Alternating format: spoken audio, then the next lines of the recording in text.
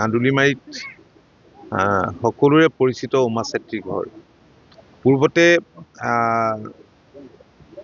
এই ৰাস্তাটো গাড়ী মটৰ যাবৰ বাবে সুচল নাছিল, কিন্তু আমি এটা আঁচনিৰ অধীনত নিৰ্মাণ কৰিছিলোঁ।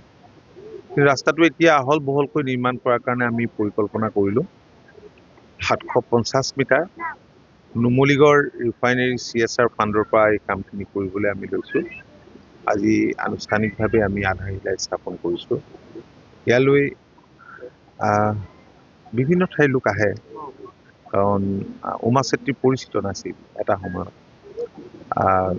এই গাঁৱৰ পৰা গৈ উমা চেত্ৰীয়ে বোকাখাত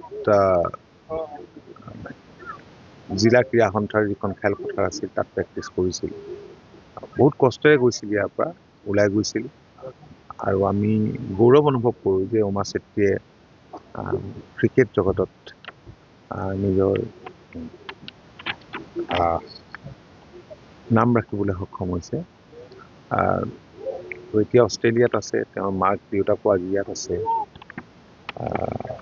আমি অত্যন্ত আনন্দিত হৈছোঁ ৰাস্তাটোৰ আধাৰশিলা স্থাপন কৰি, আৰু মই আশা ৰাখিছোঁ কামখিনি খুব সোনকালে যাক দায়িত্ব দিয়া হৈছে নিশ্চয় সম্পূৰ্ণ কৰি তুলিব।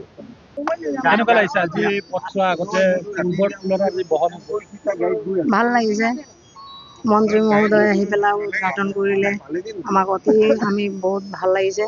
আমাৰ আৰু এটা কমপ্লেইন ক'বলৈ আছে যে কলেজৰ পৰা সোমাই পেলাই সাপজুৰিলৈকে আমাৰ ৰিপেয়াৰিংটো কৰি দিলে, এই ৰোডটো ৰিপেয়াৰিং কৰিলে ভাল লাগিব।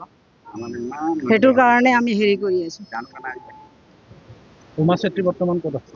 উমা চেত্ৰী এতিয়া অষ্ট্ৰেলিয়াতে আছে। আপুনি বিচৰা বাতৰি পাব কেৱল নিউজ 18 এপত। নিউজ 18 এপ ডাউনলোড কৰিবলৈ স্কেন কৰক এই QR কোড। গুগল প্লে ষ্টৰতো পাব এই নিউজ 18 এপ।